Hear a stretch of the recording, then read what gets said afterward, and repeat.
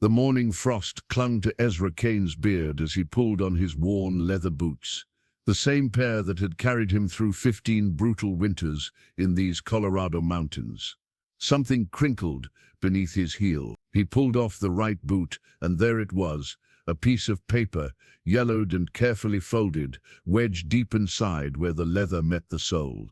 His weathered hands unfolded it slowly, revealing words written in desperate, shaky handwriting. "I can't survive another winter alone." The paper wasn't his. These boots had been on his feet for 3 years, never leaving his cabin except on his back. Someone had placed this note there, but who? And as the first snowflakes of what promised to be the harshest winter in decades began to fall, Ezra realized he wasn't alone in these mountains. But was that a blessing or a curse? Before we jump back in, tell us where you're tuning in from.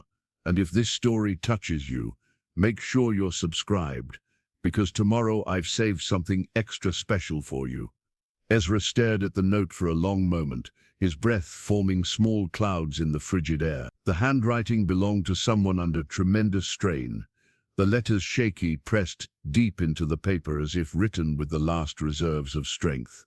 He'd seen desperation before, back when he still lived among people, back when he still cared about anyone's survival but his own. The cabin stood silent around him, a fortress of solitude he'd built with his own hands, from the bones of fallen pines.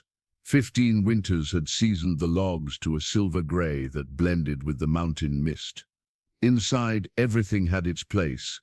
Everything served a purpose. No decoration, no sentiment, no reminders of the life he'd left behind. His leather journal sat on the rough-hewn table, its pages filled with observations about weather patterns, animal migrations, the subtle signs that meant the difference between living and dying at 10,000 feet above sea level. He'd come to these mountains as a young man of 32, carrying nothing but grief and a determination to disappear from a world that had taken everything he loved. Sarah and little Mary had been dead 3 days when he'd loaded his horse and ridden west, following animal trails higher and higher, until even the sound of distant civilization faded to nothing. The first winter nearly killed him. He'd learned to read the mountain's moods the hard way, through frostbite, hunger, and the kind of loneliness that makes a man question his sanity. But he'd survived. More than survived. He'd mastered this harsh environment, learned to predict storms days in advance, knew which plants could sustain him when his stored meat ran low, could track any creature across stone and snow. The journal documented it all, which caves offered the best shelter, where to find water when the streams froze solid, how to preserve food through the worst cold snaps. The note trembled in his fingers as another gust of wind rattled the cabin's single window outside. The snow was falling harder now, fat flakes that meant business. This storm would last at least 2 days, maybe 3. Anyone caught unprepared in these mountains wouldn't see spring. Ezra walked to his supply corner, taking mental inventory. Dried venison, smoked fish, preserved vegetables, enough firewood to last a month, if he was careful. The habits of survival were so ingrained now that he barely thought about them. But someone else out there was thinking about survival, thinking about it desperately enough to hide a plea for help in a stranger's boot. How had they managed it? His boots never left his feet except inside this cabin, and he always barred the door when he slept. The windows were too small for a person to crawl through, and besides, he would have heard any attempt at entry. 15 years of hypervigilance had given him the hearing of a wild animal. A branch falling 50 yards away would wake him from the deepest sleep, unless Ezra felt his stomach tighten as a possibility occurred to him. There was one time each week when he removed his boots outside the cabin. Sunday mornings when he washed at the stream, a ritual that connected him to some buried memory of civilization, of the man he'd been before grief stripped him to bare essentials. He'd remove his boots, roll up his pants, and stand in the icy water, scrubbing away a week's accumulation of solitude. Someone could have watched him. Someone could have waited for that precise moment of vulnerability, slipped the note into his boot, and melted back into the forest like smoke. The thought made his skin crawl. He'd believed himself truly alone for 15 years, but apparently He'd been wrong. The wind howled around the cabin's corners, and Ezra found himself studying the note again. The paper was good quality, not the rough stuff a trapper might carry. The ink had run slightly in places, as if the writer had been crying. Or maybe it was melted snow. Either way, it spoke of someone pushed beyond their limits. "I can't survive another winter alone." The words echoed his own thoughts from that first terrible season when he'd nearly died from his own stubborn refusal to prepare properly. He'd learned the mountain's lessons through suffering, but he'd had time to learn. Whoever wrote this note was out of time. Ezra stood and walked to the window, peering out into the swirling white. The smart thing would be to ignore the note, to focus on his own survival through what promised to be a brutal winter. He owed nothing to anyone, had deliberately severed all connections that might create obligation or care. That was the price of his peace, and he'd paid it willingly. But as he watched the snow accumulate on the windowsill, he found himself thinking about Sarah, not the painful memories of her death, but something she'd said years before, when they'd come across a wounded deer during a picnic. She'd insisted they help the animal, despite his protests about interfering with nature's course. Sometimes, she'd said, bandaging the deer's leg with strips torn from her own dress. Surviving isn't just about staying alive, it's about staying human. The memory hit him like a physical blow. He'd spent 15 years trying to forget her voice, her gentle insistence that compassion wasn't weakness but strength. Now, holding a stranger's desperate plea, he heard her words as clearly as if she was standing beside him. Ezra folded the note carefully and slipped it into his shirt pocket, where it rested against his heart, like a small weight of responsibility. Tomorrow, if the storm permitted, he would look for signs, not because he wanted company or connection, but because somewhere out there, someone was facing the same choice he'd faced 15 years ago. Surrender to the mountain's indifference, or fight to remain human in the face of impossible odds. The snow continued to fall, and for the first time in years, Ezra Kane wasn't entirely sure he wanted to face it alone. The storm lasted 3 days, as Ezra had predicted. When the wind finally died, and the snow stopped falling, he emerged from his cabin into a world transformed. Everything familiar had been buried under 2 feet of pristine white, the landscape reshaped into soft curves and hidden dangers. But Ezra's eyes weren't drawn to the beauty. They were searching for signs, for any evidence that might explain the mysterious note. He began his investigation methodically, the way his father had taught him to track wounded game back in Missouri. Start close, work outward, miss nothing. The area immediately around his cabin revealed little. His own footprints from 3 days ago had been erased by the storm, along with any traces someone else might have left.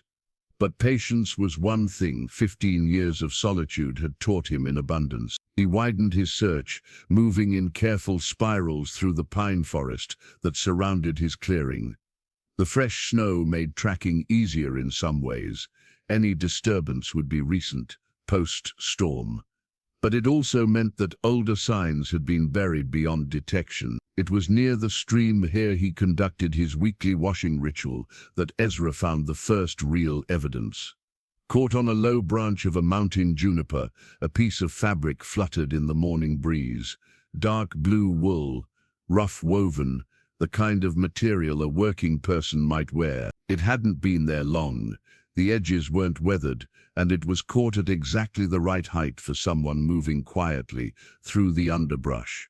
Ezra examined the fabric carefully, noting the tight weave that suggested quality, though the material itself was practical rather than fine. Whoever had torn their clothing here wasn't destitute, but they weren't wealthy either.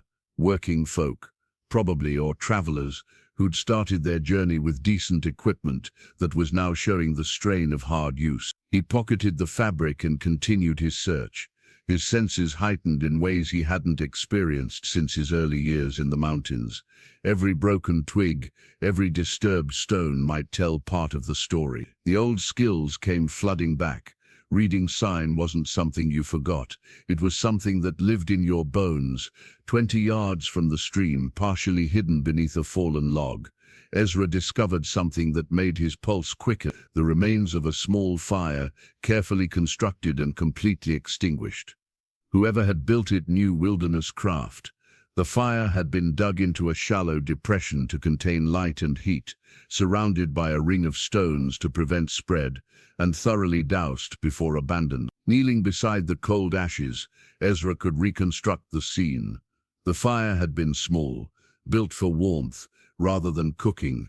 Desperate people trying to survive the early cold snap that had preceded the big storm. They'd been careful, probably afraid of being seen, but they'd also been thorough. This wasn't the work of someone panicking, but of someone who understood both caution and necessity. Scattered around the fire site, almost invisible unless you knew how to look, were other signs of temporary habitation.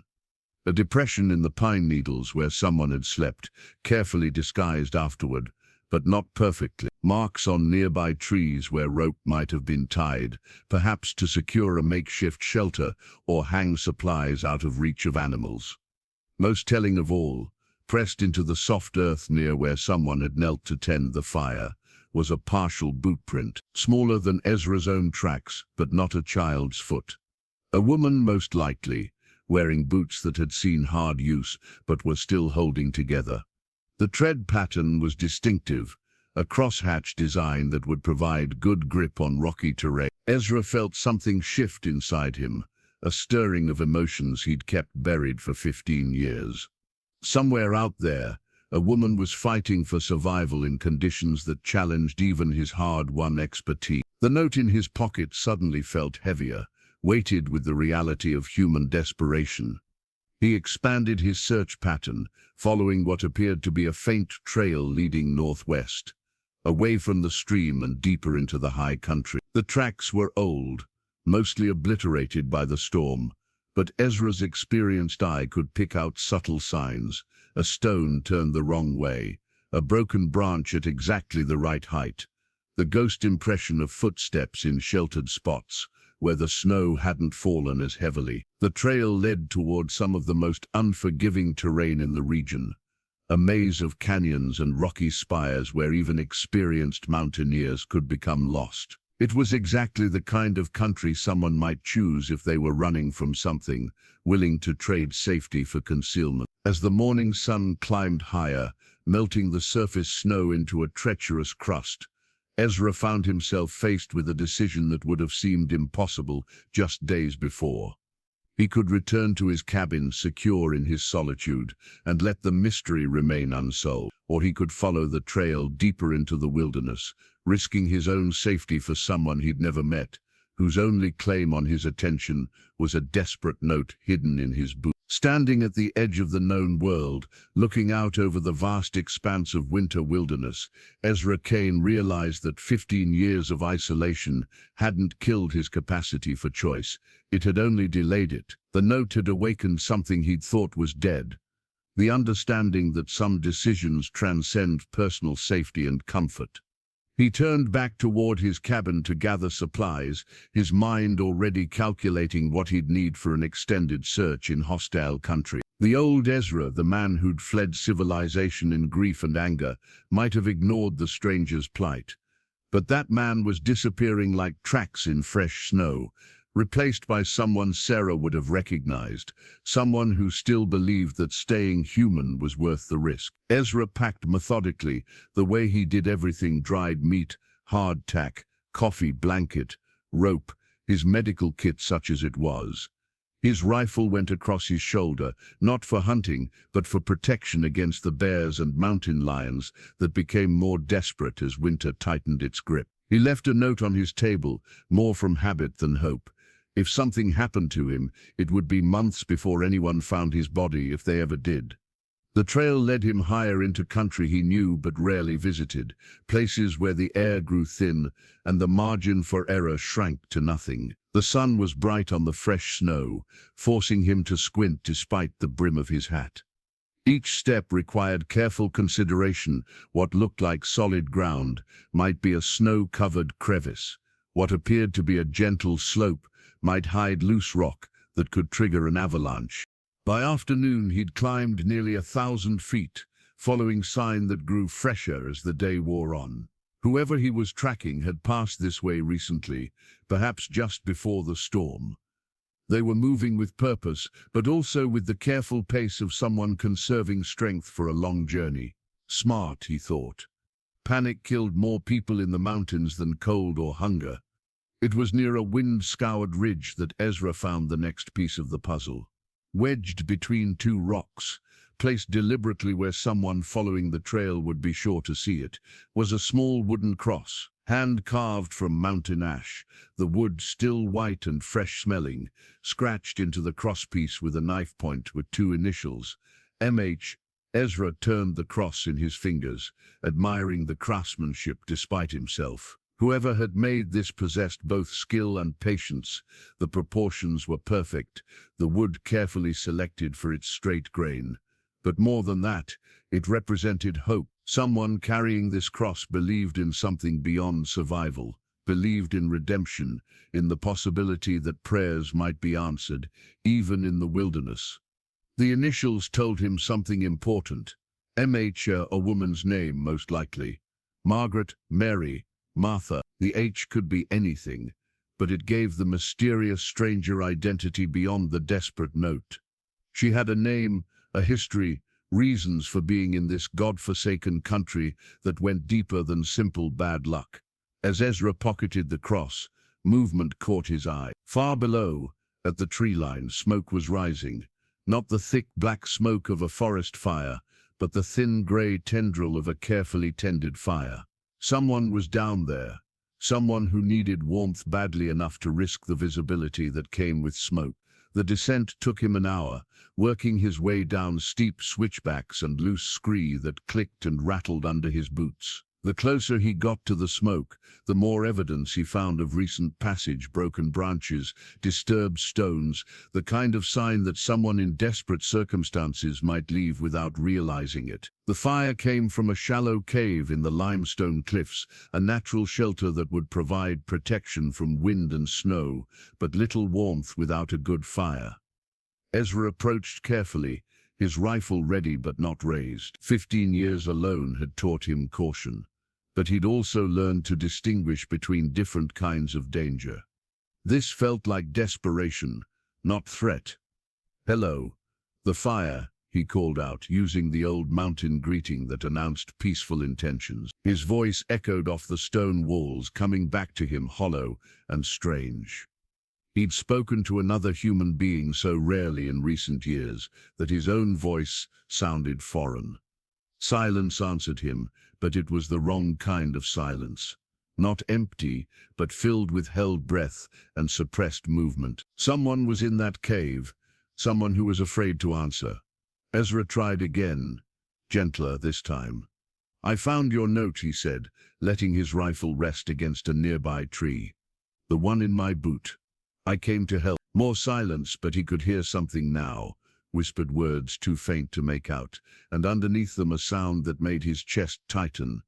A child, crying softly, trying to be brave. "My name is Ezra Kane," he said, sitting down on a boulder to make himself less threatening. "I live about 5 miles south of here. I've been in these mountains 15 years. I know you're scared, but I'm not here to hurt you." A voice finally answered, thin and exhausted, but carrying the authority of someone accustomed to making hard decisions. "How do I know you're telling the truth? How do I know you're not one of them?" Them. The word carried weight, implications of pursuit and danger that went beyond simple survival in the wilderness. Ezra felt pieces of the puzzle clicking into place.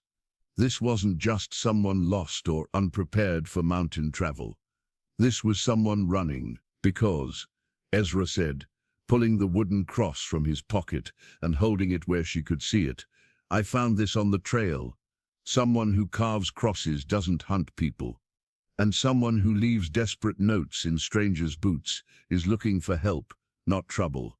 A long moment passed, then slowly a figure emerged from the cave's mouth. A woman just as he'd suspected, but younger than he'd expected, maybe 30, with dark hair escaping from beneath a worn knit cap. Her clothes were good quality but showed hard use.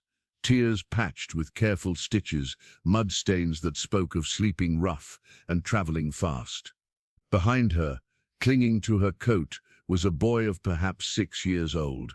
His face was streaked with tears and dirt, but his eyes were alert, intelligent. He studied Ezra with the weariness of a child who'd learned too young that not all adults could be trusted. "My name is Maria," the woman said, her voice gaining strength as she spoke. "Maria Hernandez. This is my son, Tommy." She paused, then added with quiet dignity, "We've been running for 3 weeks." Ezra nodded, understanding more than she'd said.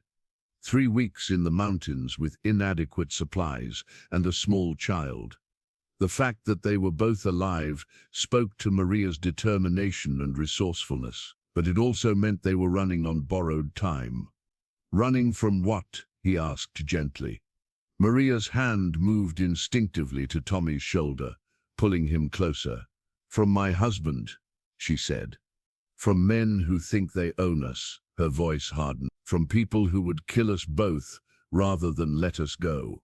The words hung in the thin mountain air, like a challenge to the peaceful silence Ezra had cultivated for 15 years. Someone was hunting this woman and her child, someone dangerous enough to drive them into wilderness that killed the unprepared. The note in his boot suddenly made perfect sense, not just a plea for help, but a warning that winter wasn't the only thing they needed to survive. "How long since you've eaten?" Ezra asked, pulling hardtack and dried meat from his pack. The question was practical, but he could see the answer in Tommy's hollow cheeks and the way Maria's hands trembled slightly as she reached for the food. "Yesterday morning," Maria said, breaking the hardtack into careful pieces and giving the larger portion to her son. "We had some berries, but Tommy was still hungry." Ezra watched the boy eat with the focused intensity of genuine hunger. 3 weeks of running with minimal food would have killed most children, but Tommy seemed alert and aware, testament to his mother's fierce protectiveness and his own resilience. While they ate, Ezra studied the cave that had sheltered. Maria had chosen well. The entrance faced south for maximum warmth from the sun, while the depth provided protection from wind and snow.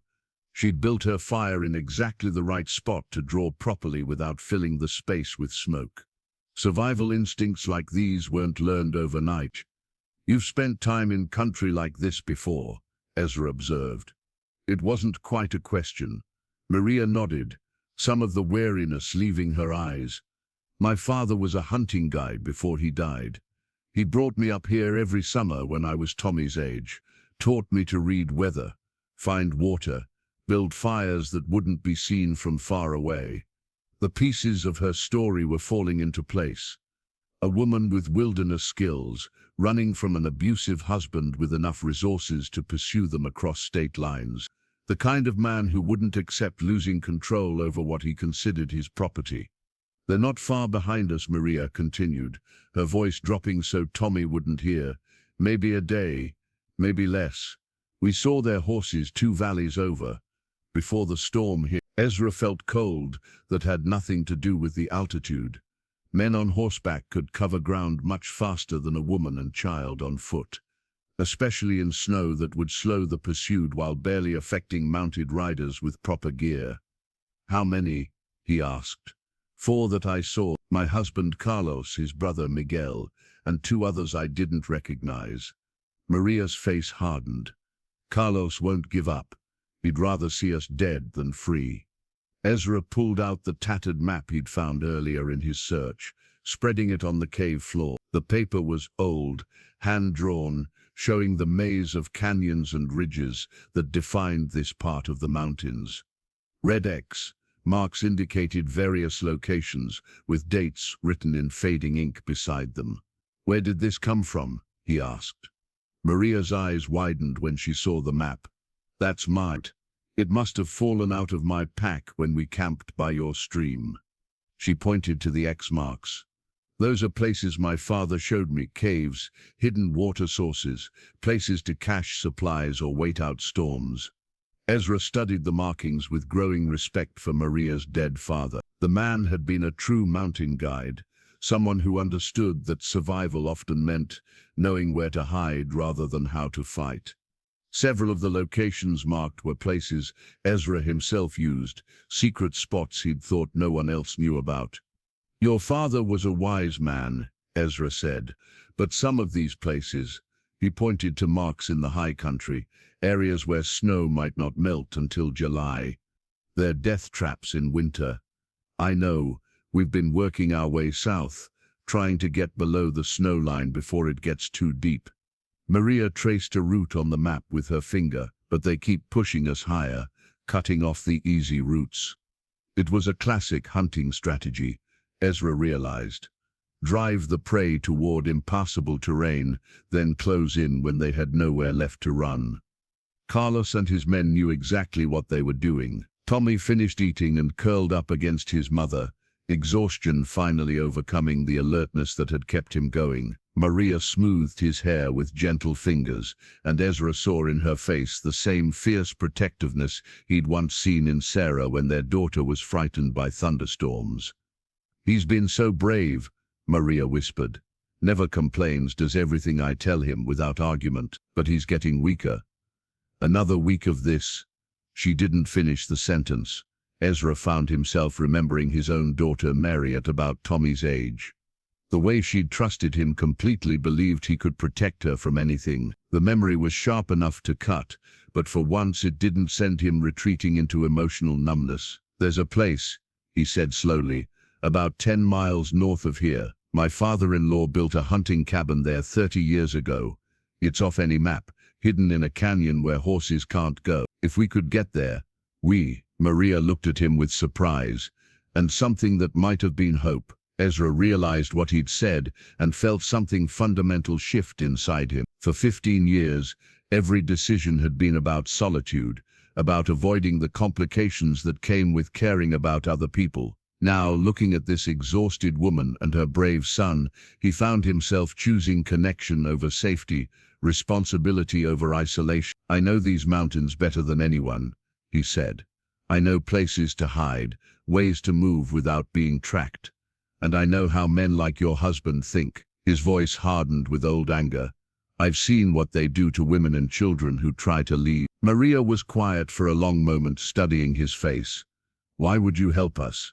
You don't even know us." It was a fair question, one Ezra wasn't sure he could answer fully. Part of it was Sarah's voice in his memory, insisting that staying human meant helping others. Part of it was his own recognition that 15 years of isolation had nearly stripped away everything that made life worth living. But mostly, it was the simple fact that a desperate woman had trusted him enough to hide a plea for help in his boot.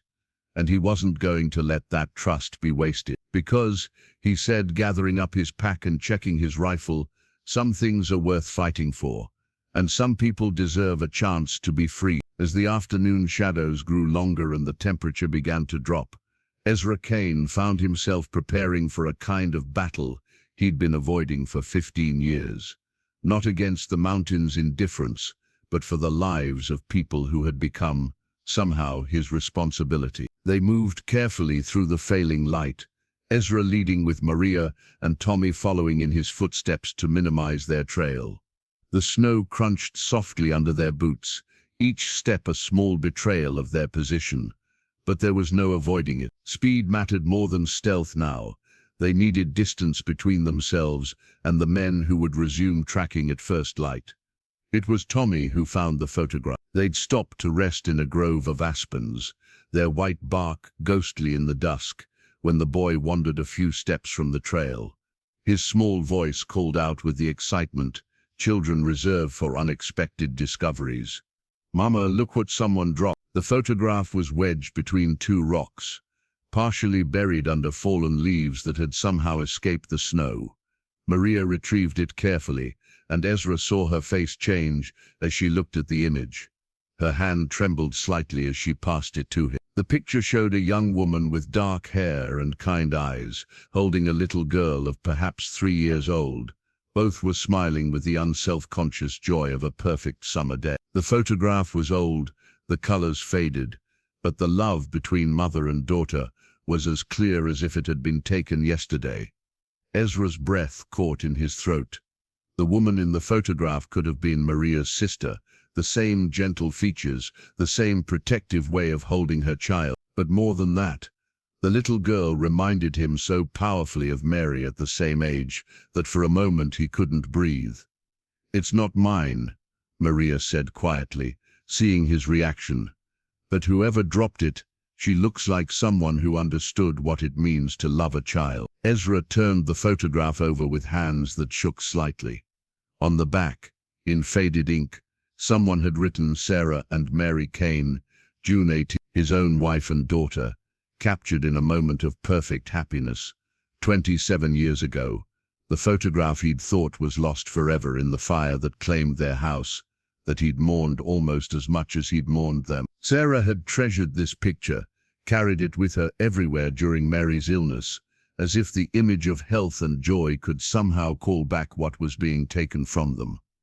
"That's my family," he whispered, the words torn from some deep place he'd kept locked for 15 years. "My wife Sarah and my daughter Mary. They died of fever in the winter of 1860.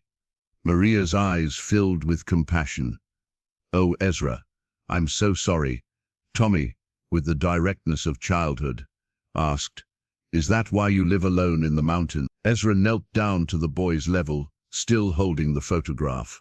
For the first time since their deaths, he found himself wanting to talk about Sarah and Mary, to give their memory voice instead of burying it in silence. "Yes," he said simply. "When they died, I thought I wanted to be alone forever. I thought it would hurt less if I never cared about anyone again. But it doesn't work that way, does it?" Maria said softly. Ezra looked up at her, this woman who was risking everything to protect her own child, and realized she understood in a way few people could. "No, it doesn't work that way at all." The photograph had been in his pocket when he'd fled to the mountains. He remembered now, during those first terrible moments, when grief and inexperience had nearly killed him, he must have dropped it somewhere in his wanderings. For 15 years it had waited here, protected by chance and weather, for this moment of rediscovery. "Sarah would have liked you," he told Maria. "She always said that mothers recognize each other, that there's something in the eyes of a woman who would die for her child." As they prepared to move on, Ezra found himself sharing memories he'd thought were too painful to speak aloud. How Sarah had insisted on reading to Mary every night, even when the fever made her delirious. How she'd made him promise to remember the good times, not just the ending. How she'd faced death with more courage than he'd shown in 15 years of living. "She sounds like she was remarkable," Maria said. "She was, and she would have been ashamed of the man I became after losing her." Ezra carefully tucked the photograph into his shirt pocket, next to the note that had started this journey. "I spent 15 years learning how to survive alone. Maybe it's time I remembered how to live with other people." The trail they followed wound through increasingly difficult terrain, climbing toward the hidden canyon where the hunting cabin waited. Ezra's father-in-law had chosen the location well, accessible only to those who knew the secret route, invisible from the surrounding peaks, protected by rock walls that would stop bullets and discourage pursuit. But as they climbed higher, Ezra found himself thinking less about tactical advantages and more about the strange way life had of bringing people together when they needed each other most. Maria needed his mountain skills and knowledge of hidden places. Tommy needed protection and the kind of strength that came from having a man willing to stand between him and danger. And Ezra, though he was only beginning to understand it, needed them too. Needed to remember what it felt like to care about someone's survival, besides his own. Needed to discover whether 15 years of emotional isolation had killed his capacity for connection, or simply buried it under layers of grief and self-protection. The photograph in his pocket seemed to radiate warmth against his chest, a tangible reminder that love didn't end with death, that the connections we make define us long after we think they're lost. Sarah and Mary were gone, would always be gone, but the man they'd loved was still alive, still capable of choosing courage over comfort, connection over isolation. As the first stars appeared in the clear mountain sky, Ezra Kane led his unlikely family higher into the wilderness, carrying with him the recovered image of his first family and the growing responsibility for his second. Behind them, somewhere in the darkness, dangerous men were following their trail. Ahead lay uncertainty, risk, and the possibility that this time he might be strong enough to protect the people who mattered most. The wind changed sometime after midnight, bringing with it the smell of snow and the kind of pressure drop that made Ezra's old bones ache. He'd learned to read these signs during his first winter in the mountains, when ignorance had nearly killed him. The barometric shift, the way the stars seemed to pulse and blur, the sudden stillness that preceded the worst storms, all of it pointed to weather that would make their current troubles seem trivial. They'd made good time despite Tommy's short legs and Maria's exhaustion. The boy had surprised Ezra with his endurance, never complaining even when the trail became steep and treacherous. Maria had fashioned a walking stick from a fallen branch, and she used it with the practiced efficiency of someone who'd spent childhood summers following her father through similar terrain. But now, as they sheltered in a shallow cave barely large enough for 3 people, Ezra found himself studying the northern horizon with growing unease. The clear stars were disappearing behind a wall of clouds that seemed to be eating the sky, advancing toward them with the relentless inevitability of an avalanche. "How bad?" Maria asked, reading his expression in the dim light of their carefully shielded fire. "Bad enough." Ezra pulled out a small object he'd found earlier that evening, a crude compass fashioned from a magnetized needle and a piece of cork, floating in a small tin of water. The craftsmanship was rough, but functional, the kind of thing someone might make if they were lost and desperate for direction. "This is yours too?" he asked, showing Maria the makeshift compass. She nodded, embarrassment coloring her voice. "I lost our real compass crossing a stream 2 weeks ago. My father taught me how to make one of these when I was Tommy's age, but I never thought I'd need to remember." Ezra examined the improvised navigation tool with respect. The needle was properly magnetized, the cork balanced to allow free rotation, the tin carefully sealed against leakage. Under desperate circumstances with limited materials and a child depending on her, Maria had created something that could mean the difference between finding safety and wandering lost, until they died of exposure. "Your father taught you well," he said. "This could have saved your lives." But even as he spoke, Ezra was calculating the odds against them. The approaching storm would dump at least 2 feet of snow, possibly more. Temperatures would plummet to levels that could kill even experienced mountaineers. And somewhere behind them, Carlos and his men were following a trail that would be erased by morning, forcing them to make hard choices about how far to pursue their quarry into increasingly dangerous country. The hunting cabin was still 8 miles away, most of it uphill through terrain that would become impassable once the storm hit. In good weather, with adequate rest and supplies, it would be a challenging but manageable hike. In a blizzard, with a 6-year-old child and limited food, it might be impossible. Tommy stirred in his sleep, unconsciously pressing closer to his mother for warmth. Even in the cave's protection, the temperature was dropping fast. Ezra fed another piece of wood to their small fire, weighing the need for warmth against the risk of discovery. Carlos and his men might not be tracking at night, but smoke could be seen for miles in clear air.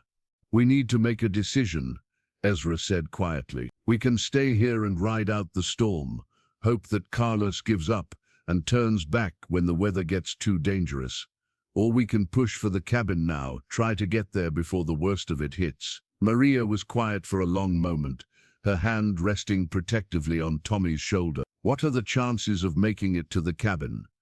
Ezra considered lying, offering false reassurance that might make the choice easier. But Maria had earned honesty through her own courage and competence. "In good weather, 90%. In what's coming?" He looked at the advancing wall of clouds, now covering half the sky. "Maybe 50-50. And that's assuming we don't run into Carlos along the way. And if we stay here, the cave will protect us from the worst of the wind. but it's not deep enough to hold heat. We'd have enough wood to keep a fire going for maybe 12 hours. After that, he didn't need to finish. They all understood what happened to people caught in blizzards without adequate shelter. Maria looked down at Tommy, her face a study in maternal calculation. Every mother learned this terrible mathematics, weighing risk against safety, immediate danger against long-term survival. Ezra had watched Sarah make similar choices during Mary's illness, deciding which treatments to try, which risks were worth taking for the chance of a cure. "There's something else," Maria said slowly. "Carlos knows these mountains too, not as well as you, but well enough. He grew up in Colorado before we moved to New Mexico. If the storm forces us to hole up somewhere, he'll know the likely places to look." It was a factor Ezra hadn't fully considered, and it changed the calculation significantly. A random stranger might give up when faced with a major blizzard, but a man with local knowledge and obsessive determination might use the storm as an ally, knowing that his quarry would be forced into predictable shelter. The wind outside their cave was picking up, moaning through the rocks with a sound like distant voices. The first snowflakes were starting to fall, visible in the firelight like tiny messengers of the chaos to come. "We go for the cabin," Ezra decided. "It's a risk, but staying here is just a different kind of death sentence. At least if we're moving, we have some control over our fate." Maria nodded, her face set with the grim determination of a mother who would walk through hell itself to protect her child. She began waking Tommy gently, whispering reassurances as she helped him into his coat and boots. As they prepared to leave the relative safety of the cave for the growing fury of the storm, Ezra felt the weight of responsibility settling on his shoulders like a physical burden. For 15 years, his survival had depended on no one but himself.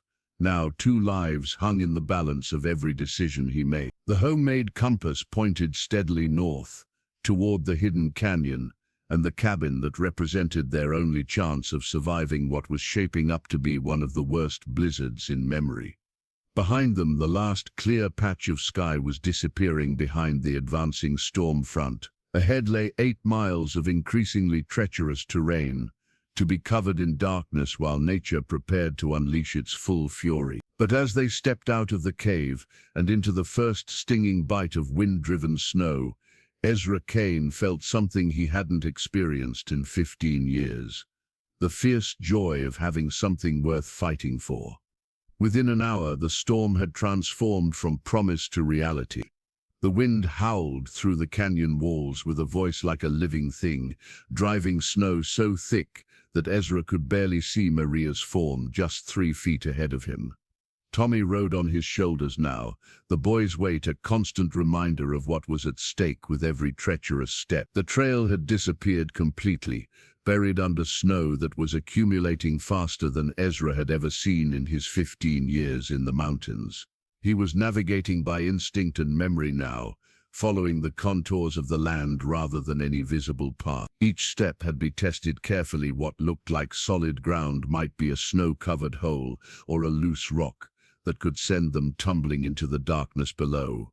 "How much further?" Maria shouted over the wind, her voice barely audible despite being close enough to touch. Ezra checked his landmarks, trying to spot the distinctive rock formation that marked the halfway point to the cabin. The snow was coming down so hard that visibility had shrunk to mere yards. Everything familiar had been erased, transformed into an alien landscape where death waited for a single misstep.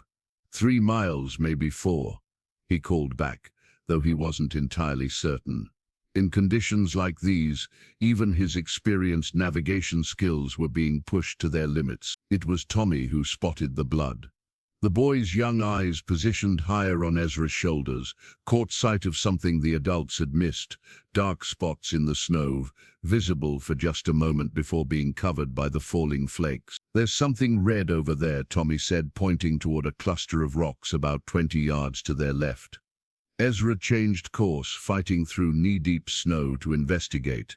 What he found made his blood run cold. Blood-stained bandages, hastily discarded, still damp despite the freezing temperatures. Someone had been here recently, someone badly hurt. Maria examined the bandages with the careful attention of someone who'd learned field medicine out of necessity. "These are fresh," she said. "Maybe an hour old, no more." The implications were terrifying. Carlos and his men had been closer than Ezra had realized, close enough to be caught in the same storm that was threatening to kill them all. But more than that, one of the pursuers was injured, badly enough to require bandaging in the middle of a blizzard. Wounded men made desperate decisions. They took risks that put everyone in danger. "We need to move faster," Ezra said. But even as he spoke, he knew it was impossible. They were already pushing the limits of what Tommy could endure, and the storm was getting worse by the minute. The next mile was a nightmare of white chaos and numbing cold. The wind came in gusts that threatened to knock them off their feet, driving snow into their faces with the force of thrown sand. Ezra's mustache and beard were solid ice now, and he could feel the dangerous lethargy of hypothermia beginning to creep into his thoughts. Tommy had stopped talking, conserving his strength with the instinctive wisdom of children in crisis. But Ezra could feel the boy's small body shivering against his back, could sense the way his grip was gradually weakening. Maria was suffering too, though she hid it with the stoic determination of someone who'd learned early that showing weakness could be fatal. She followed Ezra's footsteps exactly, using his larger body as a windbreak when possible, but he could see her stumbling more frequently, her reactions slowing as the cold drained her energy. They were dying by degrees, and all of them knew it. It was then that Ezra spotted the shelter, not the cabin they were struggling to reach, but something much more immediate and necessary. A natural windbreak formed by a fallen tree and a large boulder, creating a pocket of relative calm in the howling chaos of the storm. "We stop here," he said, not waiting for argument. They needed warmth and rest, or they wouldn't survive another mile. Working together with the efficient desperation of people fighting for their lives, they cleared snow from the makeshift shelter and built a small fire using dry wood from the fallen tree's protected underside. The flame guttered and nearly died in the wind, but Maria's careful tending and Ezra's knowledge of mountain firecraft kept it alive. For the first time in hours, they could hear each other speak without shouting. "I can't feel my feet," Tommy said matter-of-factly, with the directness of childhood that cut straight to the heart of their situation.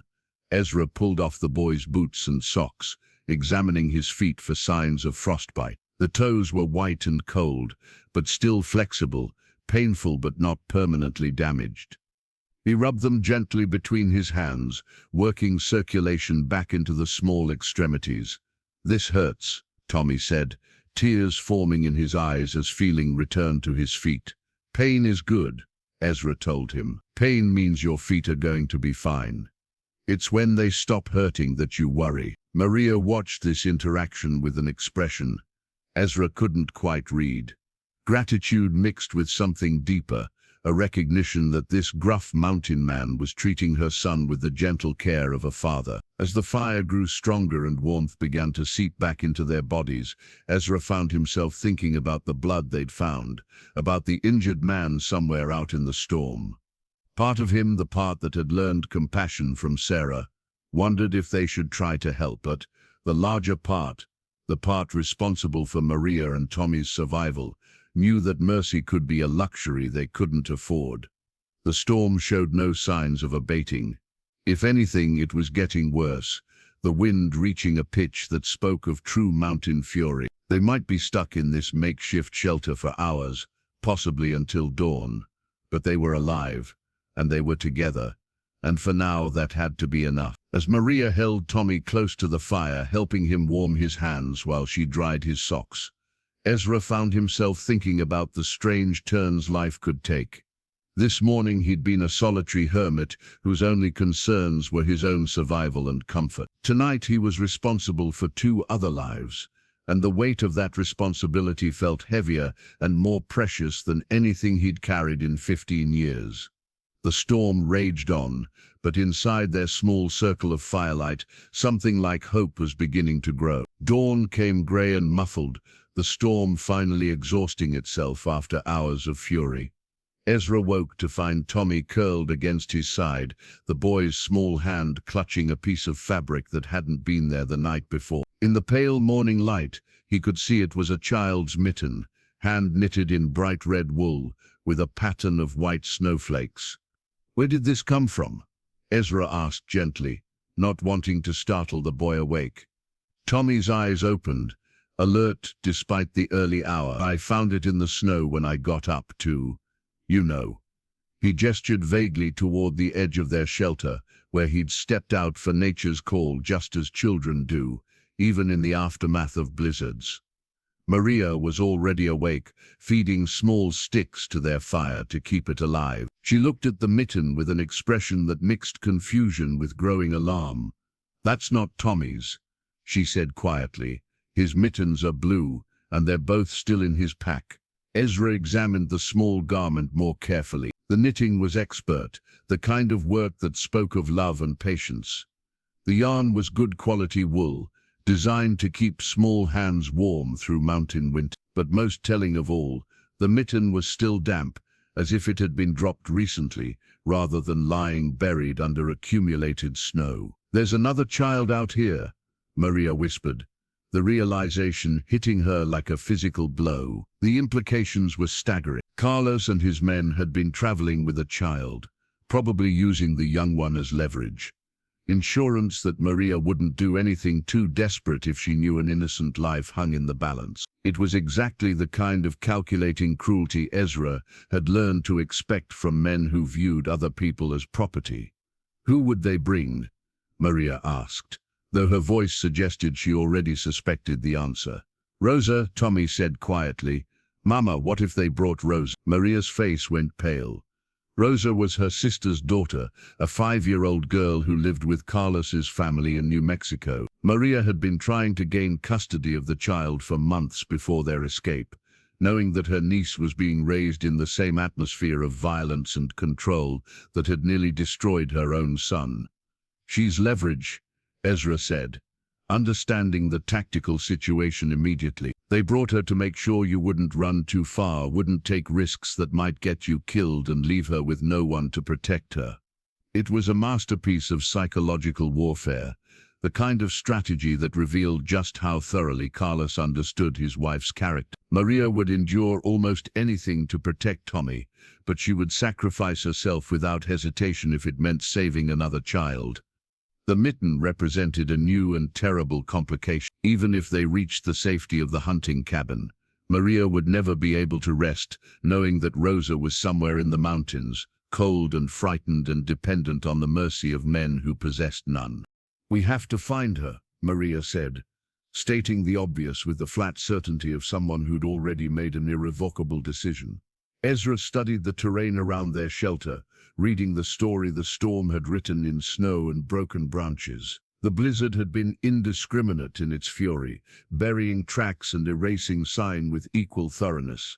But it had also created new opportunities, drifts that could hide movement, visibility so poor that small groups might pass within yards of each other without detection. "They'll be looking for shelter," he said, thinking aloud. "Somewhere they can wait out the worst of the cold while staying mobile enough to resume tracking when conditions improve." There were several possibilities within a few miles of their current position: caves, overhangs, the remains of old prospector camps. But only one offered the combination of shelter and tactical advantage that experienced men would choose: Devil's Canyon, a narrow defile with high walls that provided both wind protection and defensible positions.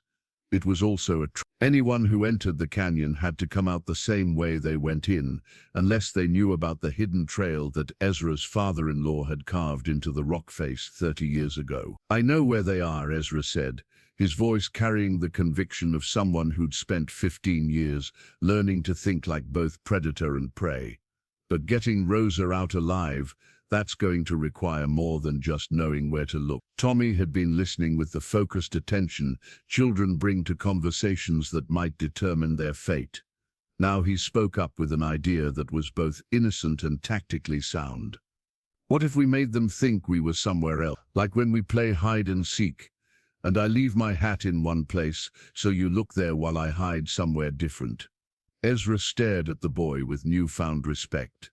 The child had instinctively grasped a principle of deception that took most soldiers years to master. Create a diversion. Draw attention away from your real objective. Make the enemy react to false information while you accomplished your actual goal. That could work, he said slowly, his mind already developing the framework of a plan. If we could make them think we were trying to reach the main trail, heading down toward the settlements, they might pursue us and leave Rosa with minimal guard. But that would mean splitting up, Maria pointed out, and whoever played decoy would be leading 4 armed men through country they know almost as well as you do. It was true, and it was dangerous. But as Ezra looked at the small red mitten, imagining a 5-year-old girl somewhere in the frozen wilderness, he found himself remembering something Sarah had said during Mary's illness. Sometimes the right thing to do wasn't the safe thing. Sometimes love demanded risks that logic couldn't justify. There's another way, he said, the plan forming in his mind even as he spoke. Something that uses their expectations against them, turns their knowledge of the country into a disadvantage. He began sketching in the snow with a stick, drawing the layout of Devil's Canyon and the surrounding terrain. Maria and Tommy watched intently as he explained the deception he had in mind, a plan that was audacious enough to work precisely because it seemed impossible. The red mitten lay between them like a small accusation, a reminder that their fight for survival had expanded beyond their own small family to include a child they'd never met but were already committed to saving. As the morning sun climbed higher and began the slow work of melting the storm's accumulation, Ezra Kane found himself preparing for the most dangerous gamble of his life. But as he looked at Maria's determined face and Tommy's trusting eyes, he knew that some gambles were worth taking. Rosa was out there, cold and frightened, but still alive, and that made all the difference in the world. The approach to Devil's Canyon required 2 hours of careful movement through terrain that seemed designed to break ankles and test nerves. Ezra led them along paths he'd discovered over 15 years of solitary exploration, routes that existed more in memory than on any map. Tommy proved surprisingly agile on the rock faces, his small size an advantage in squeezing through gaps that would challenge adult climbers. It was the smell of wood smoke that confirmed Ezra's guess about their location. Filtering through the canyon's narrow opening, the thin gray wisp carried the unmistakable scent of a fire tended by people who understood the need for concealment, but couldn't entirely eliminate the evidence of their presence. They took position on the canyon's rim, hidden among the pine trees that grew right to the edge of the cliff. From here, Ezra could observe the entire length of the narrow defile below, cataloging the tactical situation with skills he'd hoped never to use again. 4 men, as Maria had reported. Carlos himself was unmistakable, a large man with the kind of presence that commanded attention, even at a distance. His brother Miguel stood nearby, smaller but carrying himself with the wiry tension of someone accustomed to violence. The other 2 were strangers, but their positioning and alertness marked them as hired guns rather than family members, motivated by personal grievance. And there, sitting on a fallen log near the fire, was a small figure that made Maria gasp audibly. Rosa was alive, though obviously frightened and cold. Even from their elevated position, they could see how she huddled close to the fire, her small frame dwarfed by an adult coat that someone had draped around her shoulders. She wasn't bound, but her posture spoke of a child who understood instinctively that any attempt to run would bring swift and harsh consequences. "She looks okay," Maria whispered, though her voice carried the strain of a woman whose heart was breaking for a frightened child. "For now," Ezra agreed. But he could see what Maria might have missed, the way Carlos kept glancing at Rosa with calculating eyes, the way Miguel had positioned himself to block the canyon's only obvious exit. The child wasn't just leverage, she was bait in a trap designed to draw Maria into the open. As they watched, Carlos stood and walked to the edge of the fire's light, cupping his hands around his mouth to project his voice up the canyon walls. Maria's shout echoed off the stone, multiplied and distorted until it seemed to come from everywhere at once. "I know you're out there. I know you can hear me." Maria tensed beside Ezra, her maternal instincts warring with tactical necessity. Every fiber of her being wanted to respond, to negotiate for Rosa's safety, but 15 years of mountain living had taught Ezra to recognize traps before stepping into them. "I have something that belongs to you," Carlos continued, his voice carrying the false reasonableness of a predator, offering terms. "Something precious that you wouldn't want to see hurt because of your selfishness." At this, he gestured to Miguel, who walked over to Rosa and placed his hand on her shoulder, not roughly but with unmistakable ownership. The little girl looked up at him with the wide-eyed fear of someone who'd learned that adults couldn't always be trusted to protect her. "You ran away from your family, Maria. You took my son away from his father. That's not something a good wife does." Carlos's voice hardened, the veneer of civility slipping to reveal the anger beneath. "But I'm a forgiving man. Come down here, bring Tommy, and we can discuss this like civilized people." The lie was obvious to everyone except, perhaps, a 5-year-old who desperately wanted to believe that grown-ups could solve problems with words instead of violence. But Ezra had seen enough domestic predators to understand that Carlos's definition of discussion would involve reinforcing his control through whatever means necessary. From her coat pocket, Maria pulled an object that made Ezra's breath catch, a wedding ring on a simple gold chain, the metal worn smooth by years of nervous handling. She held it up so he could see it clearly, and the pain in her eyes told a story that needed no words. "I wore this for 8 years, she said quietly. "Even after Carlos showed me what kind of man he really was, even after the first time he hit me, I kept wearing it because I believed marriage vows meant something." She let the ring swing gently on its chain, catching the morning light. "I only took it off the night we ran. The night I finally understood that some promises aren't worth keeping." The ring represented more than just a failed marriage. It symbolized Maria's journey from victim to survivor, from someone who accepted abuse as her fate to someone willing to risk everything for freedom. But it also represented the connection she'd never been able to fully sever, the legal and emotional bonds that had given Carlos power over her for so long. "Maria," Carlos called again, his voice showing less patience now. "I'm not going to wait much longer. Rosa is getting cold, and children can freeze so quickly in weather like this." It was a direct threat, delivered with the casual cruelty of someone who'd learned to weaponize other people's compassion. Ezra could see Maria's resolve wavering, could almost feel her calculating whether trading her freedom might be worth saving her niece from immediate harm. Tommy, who'd been listening with the focused attention of childhood, tugged on Ezra's sleeve. "Can't we just shoot the bad men?" he asked with the practical directness of someone too young to understand the full implications of violence. "It's not that simple," Ezra explained gently. "There are 4 of them, they're all armed, and Rosa is right in the middle. If shooting started, she could get hurt." But Tommy's question had crystallized something important. This situation wouldn't be resolved through negotiation or patient waiting. Carlos had come too far and risked too much to accept anything less than complete victory. The only way Rosa would be safe was if Carlos and his men were no longer capable of threatening her. As they watched the scene below, Ezra found himself thinking about the hidden trail his father-in-law had carved into the canyon wall 30 years ago. It was almost invisible unless you knew exactly where to look. A narrow ledge that switched back down the eastern face before emerging behind a tumble of boulders near the canyon floor. One person might be able to use that trail to get close enough to create a diversion. Someone with mountain experience and steady nerves might be able to even the odds before Carlos realized what was happening. "I have an idea," Ezra said quietly, his plan forming even as he spoke. "But it means you and Tommy will have to trust me completely.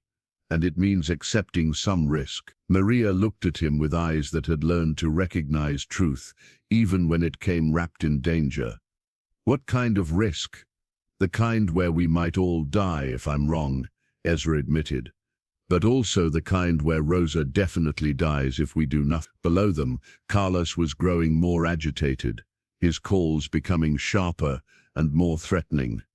Rosa sat by the fire, small and vulnerable and completely dependent on the courage of people she'd never met. Time was running out, and decisions made in the next few minutes would determine whether this mountain standoff ended in rescue or tragedy. Ezra checked his rifle, his ammunition, his knife, everything he'd need to descend into hell and try to bring an innocent child back alive. The ring on Maria's chain caught the light again, a reminder that some bonds could be broken, some promises could be remade, and some fights were worth the risk of everything. "Tell me your plan," Maria said, and in her voice was the steel that had carried her and Tommy through 3 weeks of wilderness survival. The mountain wind carried Carlos's voice up the canyon walls one more time, but now it sounded different to Ezra, not like a threat, but like a challenge. And after 15 years of avoiding challenges that might cost him everything he'd built, he found himself ready to answer. The plan Ezra outlined was born from desperation and fathered by 15 years of mountain craft. Maria and Tommy would create a diversion at the canyon's main entrance, making enough noise to draw attention while staying far enough back to avoid real danger. Meanwhile, Ezra would use the hidden trail to approach from behind, positioning himself where he could act when the moment was right. "What if something goes wrong?" Maria asked, her maternal instincts warring with tactical necessity. "Then we adapt," Ezra said simply. "Plans are just starting points. Success comes from reading the situation and responding to what actually happens, not what you hoped would happen." But as they prepared to separate, something unexpected occurred. Tommy pulled a small object from his pack, a worn leather Bible, its pages soft with age and handling. The cover was decorated with pressed flowers, carefully preserved between sheets of thin glass that someone had fitted with infinite care. "This was my grandmother's," Maria explained, seeing Ezra's curiosity. "She gave it to me when Carlos and I were married, said it would help me remember what real love looked like when the world seemed dark." The Bible was more than just a religious text.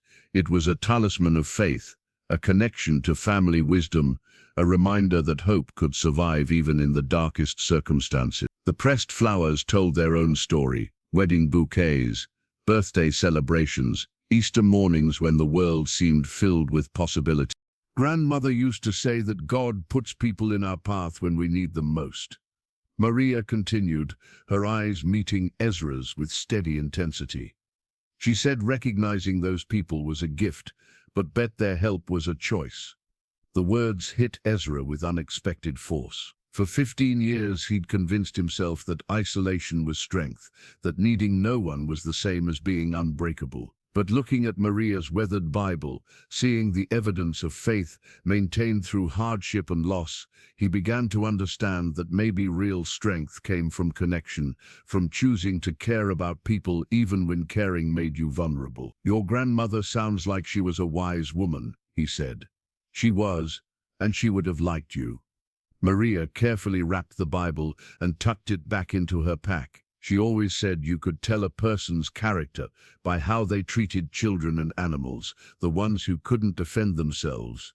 Tommy, who'd been listening with the solemn attention children bring to adult conversations that might affect their fate, spoke up with startling clarity. "Are you going to be my new papa?" he asked Ezra directly. "Because Mama needs someone who won't hurt us, and you seem like you wouldn't hurt anybody unless they deserved it." The question hung in the mountain air like a prayer, simple and complex at the same time. Ezra felt his carefully constructed emotional barriers crumbling under the weight of a 6-year-old's trust and a desperate woman's need for something he'd forgotten how to give. "I don't know about being anybody's papa," he said carefully, "but I promise I'll do everything I can to keep you and your mama safe, and I promise I'll never hurt either of you, no matter what happens." It wasn't a declaration of love or a commitment to forever, but it was honest, and honesty was something both Maria and Tommy had learned to value above pretty words and empty promises. As they prepared to put their desperate plan into action, something had shifted between them. They were no longer three strangers thrown together by circumstance, but something approaching a family, bruised and incomplete, maybe, but bound together by choice and commitment, rather than just necessity. The descent toward Devil's Canyon required all of Ezra's accumulated mountain skills. The hidden trail was treacherous under the best conditions, made doubly dangerous by snow and ice that could send a climber tumbling to his death with a single misstep. But as he worked his way down the narrow ledges, testing each handhold before trusting his weight to it, Ezra found himself thinking about the family waiting above. 15 years ago, he'd lost Sarah and Mary to forces beyond his control, disease and death that no amount of love or determination could prevent. Today he had a chance to save Maria and Tommy and Rosa from forces that were very much within human control. The difference was significant in ways that went beyond tactics and survival. The trail ended behind a cluster of boulders that provided perfect concealment from the canyon floor. From here, Ezra could see Carlos and his men clearly, could count their weapons and assess their alertness. Rosa sat where they'd left her, still wrapped in the oversized coat, still radiating the patient endurance that children develop when they understand that adults are making decisions that will determine their fate. Miguel was cleaning his rifle with the methodical attention of someone who expected to use it soon. The other two men were positioned to watch the canyon's entrance, their focus directed toward the route Maria and Tommy would use for their diversion. Carlos himself stood near Rosa, close enough to reach her quickly if circumstances required decisive action.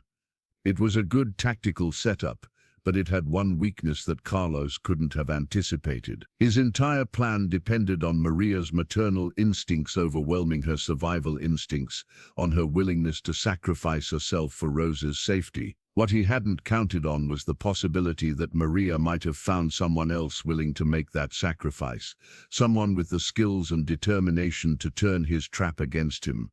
The sound of voices echoed from the canyon's mouth as Maria and Tommy began their part of the plan. Carlos immediately tensed, gesturing for his men to take positions while he placed his hand on Rosa's shoulder in unmistakable warning.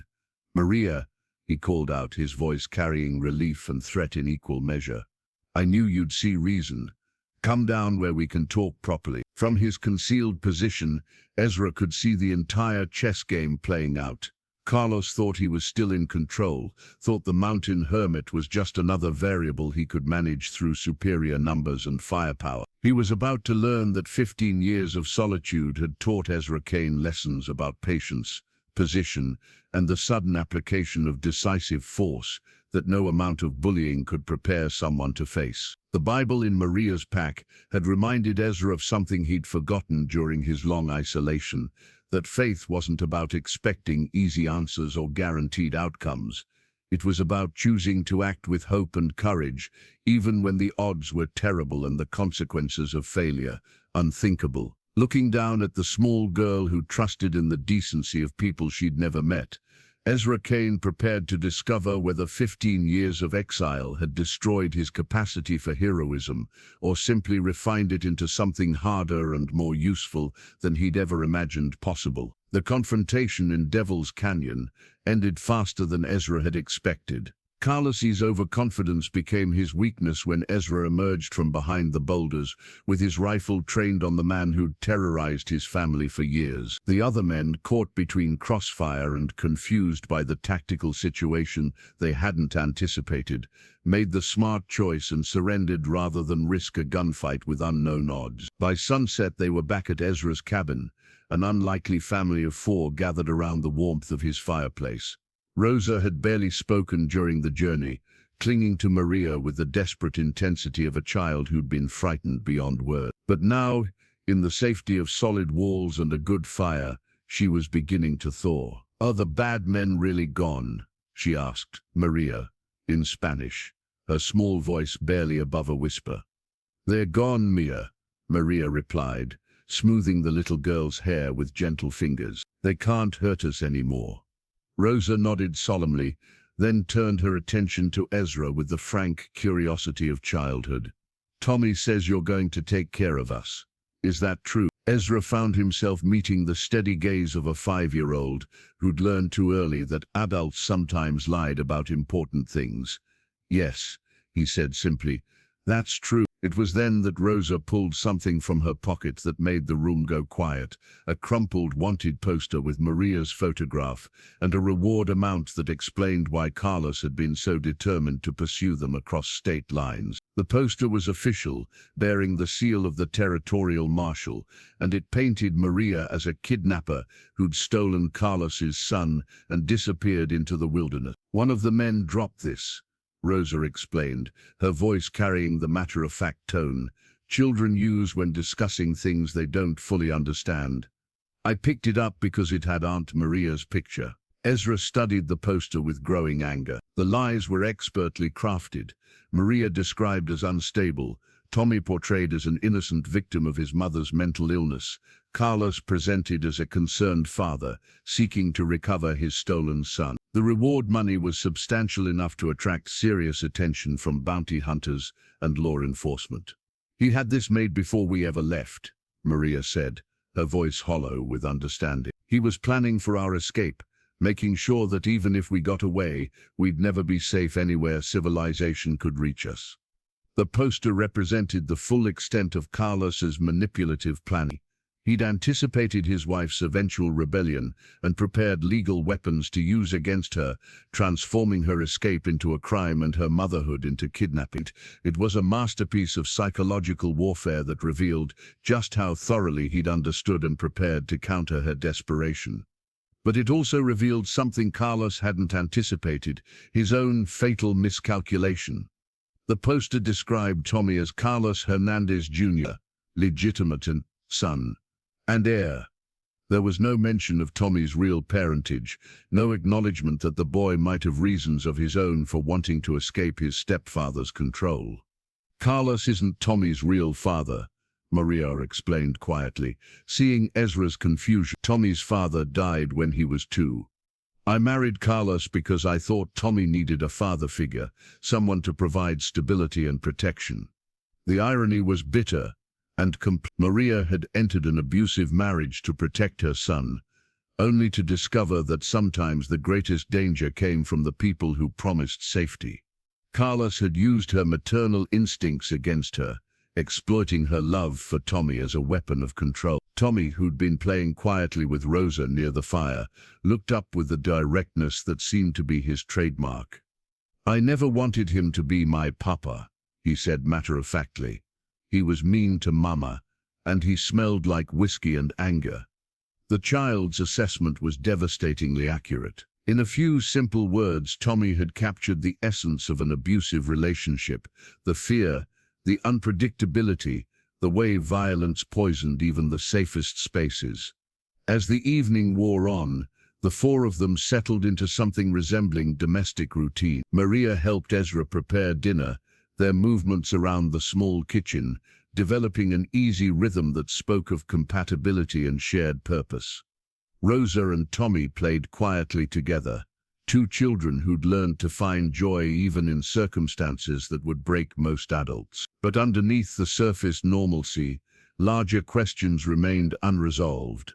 The wanted poster made it clear that returning to civilization would be dangerous, possibly impossible. Carlos might be gone, but his legal machinations would outlive him, creating a paper trail that could destroy Maria's freedom, even from beyond the grave. "We can't go back," Maria said, as they sat around the fire after the children were asleep. "Even with Carlos gone, that poster makes me a wanted fugitive. Any lawman who saw it, it'd arrest me on sight."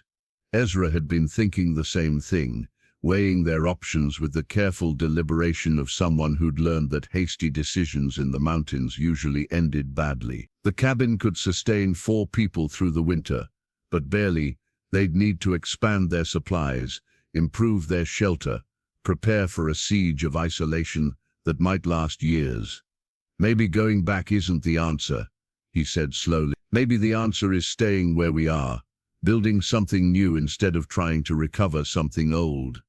It was a radical suggestion, one that would mean abandoning any hope of normal life in favor of permanent exile in the wilderness. But as Ezra looked around his cabin, seeing Rosa's small coat hanging next to Tommy's, hearing Maria's soft humming as she mended clothes by lamplight, he realized that normal was a relative concept. For 15 years, he'd lived alone in these mountains, surviving but not really living, existing but not thriving. Now, with 3 other people sharing his space and his responsibilities, the cabin felt more like a home than it ever had when he'd been its sole occupant. The wanted poster crackled softly as it burned in the fireplace, its lies and threats reduced to ash and memory. But the family gathered around that fire was real, built from choice and commitment rather than law and tradition. And maybe, Ezra thought as he watched the flames consume the last evidence of Carlos's legal warfare, that was the kind of family worth building a new life around. Outside, the mountain wind sang through the pine trees with a voice that sounded almost like blessing. For the first time in 15 years, Ezra Kane was not alone with winter, and the difference was more profound than he'd ever imagined possible. 3 weeks of domestic tranquility ended with the sound of horses climbing the mountain trail that Ezra had thought was known only to him. The animals were moving slowly, cautiously, their riders taking time to study the terrain and assess potential threats. This wasn't the approach of casual travelers or lost hunters. This was the methodical advance of men who understood both their business and their danger. Ezra spotted them first, his 15 years of mountain vigilance serving him well. 2 riders, both wearing the kind of heavy coats and sturdy gear that suggested serious intent. One of them dismounted to examine tracks in the snow, his posture indicating familiarity with reading signs. The other remained mounted, scanning the surrounding forest with the patient alertness of someone accustomed to hostile territory. But it was what the mounted man wore on his chest that made Ezra's blood run cold, a sheriff's badge that caught the morning sunlight like a small mirror. Official law enforcement, equipped and determined, following a trail that could only lead to one place. "Maria," Ezra called softly, not wanting to alarm the children but needing her to understand the situation immediately. "We have visitors." She appeared at his side within seconds, and he saw her face go pale as she recognized the implications of what they were seeing. The wanted poster might have burned in their fireplace, but copies existed elsewhere, and apparently someone had taken the reward money seriously enough to track them into the high country. "They found us," she whispered, her voice carrying all the despair of someone who'd thought they were finally safe. But as Ezra watched the 2 men through his spyglass, something struck him as wrong. The sheriff, if that's what he really was, moved with the kind of easy confidence that came from believing his authority was unquestionable. But his companion deferred to him in ways that spoke of payment rather than respect, of hired loyalty rather than sworn duty. "That badge," Ezra said, adjusting the focus on his glass. "It's wrong somehow. The metal was too bright, too new, lacking the worn patina that came from years of honest service. The shape was close but not quite right, as if someone had commissioned a replica based on memory rather than direct observation. Most telling of all, the man wearing it handled it like an unfamiliar accessory, occasionally touching it as if to reassure himself it was still there." "Bounty hunters," Maria breathed, understanding immediately. Using a fake badge to get cooperation from locals, make people think they're legitimate law enforcement. It was a clever deception, one that would open doors and encourage assistance from people who might otherwise be reluctant to help strangers track a woman and children through dangerous country. But it was also illegal, a federal crime that carried serious penalties for anyone bold enough to impersonate territorial officials. Down below, the fake sheriff was pointing toward Ezra's cabin, visible through the trees as a thin line of smoke from the morning fire. They'd found their quarry, and now they were making plans for approach and capture. Ezra found himself thinking tactically for the first time in 15 years, weighing terrain advantages and escape routes with skills he'd hoped never to use again. The cabin's location was defensible, but only if you had adequate supplies and sufficient reason to withstand a siege. With 2 children depending on them, a prolonged standoff wasn't an option. "How many bullets do you have?" Maria asked, her voice steady despite the fear in her eyes. Enough, Ezra replied, though he was already calculating the odds. 2 men against 1, both of them armed and apparently experienced. Even with the advantage of familiar ground, the mathematics were challenging. It was Tommy who provided the solution, though he didn't realize it at the time. "Why don't we just tell everyone they're not real policemen?" the boy asked with the innocent logic of childhood. If people knew they were pretending, nobody would help them anymore. The suggestion was so simple that Ezra almost dismissed it before recognizing its tactical brilliance. The fake sheriff's power depended entirely on people believing his authority was real. Strip away that illusion, and he became just another bounty hunter operating outside the law in territory where such men had short life expectancies. That could work, Ezra said slowly, his mind developing the framework of a plan that was audacious enough to succeed precisely because it seemed impossible. But it would mean taking some serious risks. From his coat pocket he pulled out his old rifle, checking the action with the automatic competence of someone who'd maintained the weapon through 15 years of mountain weather. The gun was perfectly functional, but more importantly, it was visible proof that the mountain hermit wasn't defenseless. Maria looked at him with eyes that held both fear and determination. "What kind of risk?" "The kind where we bet everything on the chance that most people still believe in doing the right things," Ezra said. "The kind where we trust that truth is stronger than a fake badge and reward money." The plan he outlined was born from desperation and fathered by 15 years of understanding how mountain communities worked. People in harsh country developed their own codes of justice, their own ways of dealing with threats that the distant territorial government couldn't or wouldn't address. A real sheriff would be welcomed and assisted.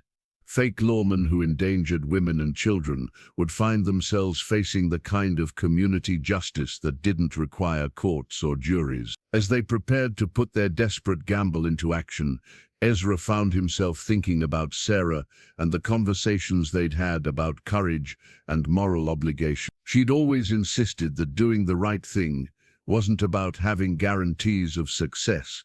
It was about choosing to act with integrity, even when the consequences were uncertain.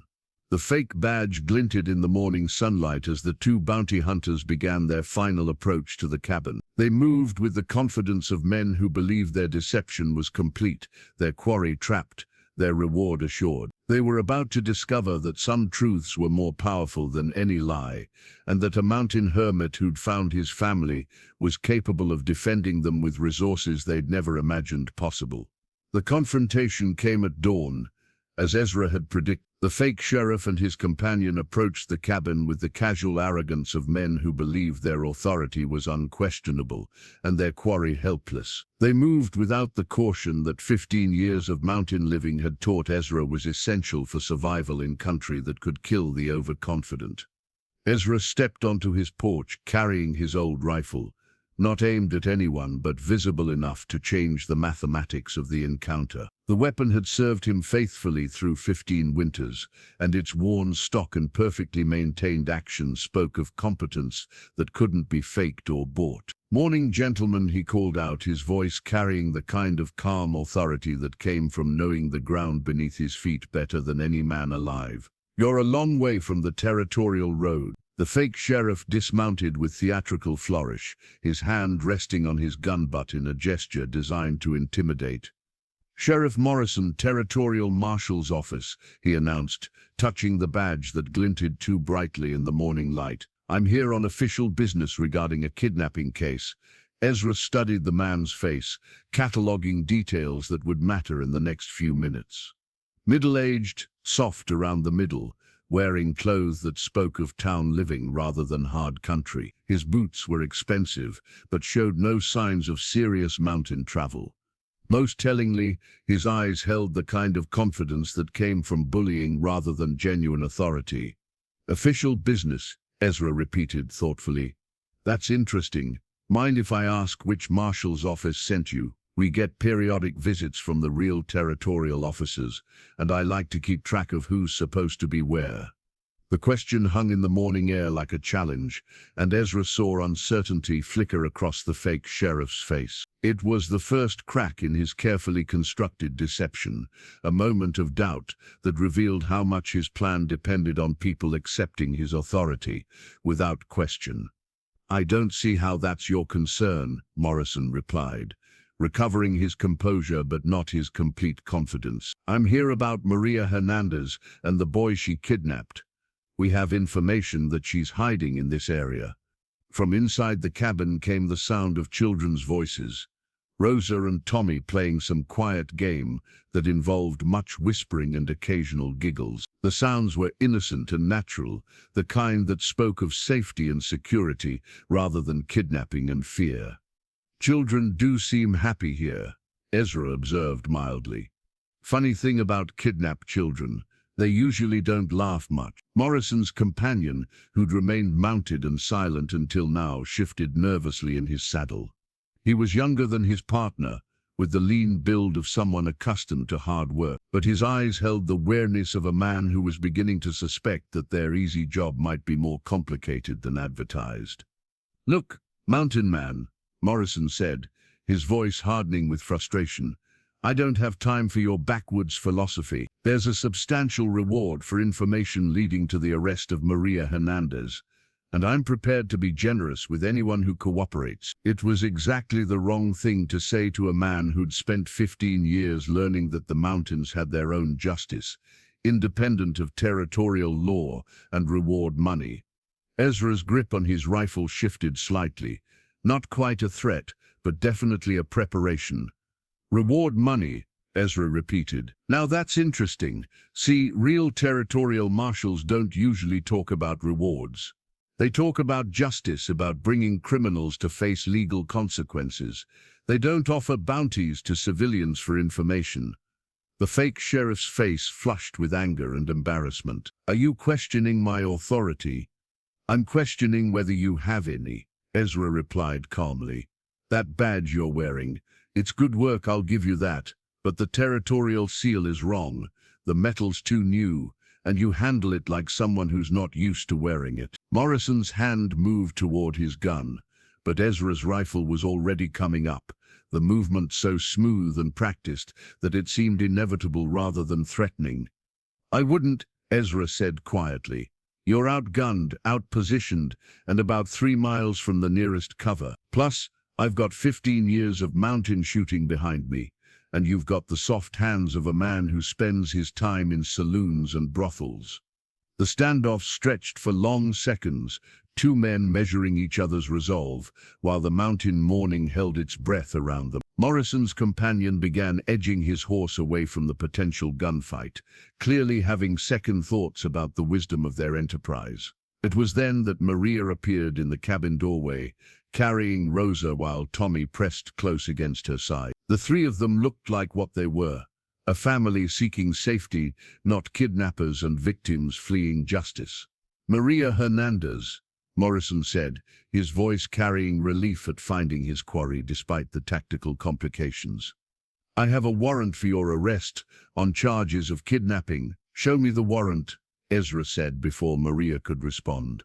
Morrison fumbled in his coat pocket, producing a document that looked official until you examined it closely. The paper was right, the format convincing, but the signatures were too similar, and the seals slightly off-center. It was good enough to fool most people at first glance, but it wouldn't survive careful scrutiny. "This is a forgery," Ezra announced, loud enough for Morrison's companion to hear clearly. "A federal crime that carries 20 years in territorial prison. Anyone involved in using fake legal documents to hunt bounties is looking at serious time." The younger man's nerve finally broke. "I'm out," he announced, wheeling his horse around. "You said this was legal, Morrison. You said we were helping real law enforcement." "Get back here," Morrison shouted, but his companion was already riding hard down the mountain trail, eager to put distance between himself and what was rapidly becoming a very dangerous situation. Left alone, facing a competent rifleman with no backup and no legal authority, Morrison's bluster finally collapsed. The fake badge on his chest seemed to weigh him down, a glittering symbol of his overreach and miscalculation. "Here's what's going to happen," Ezra said, his voice carrying the quiet authority of a man who'd never needed badges or titles to command respect. "You're going to ride down this mountain, and you're going to find a new line of work. Because if I ever see you in this country again, I'm going to assume you're here to threaten my family, and I'm going to respond accordingly." Morrison's hand moved away from his gun, his shoulders slumping in defeat. "This isn't over," he said, but his voice carried no conviction. "Yes, it is," Ezra replied. "It's been over since you decided to hunt women and children for money.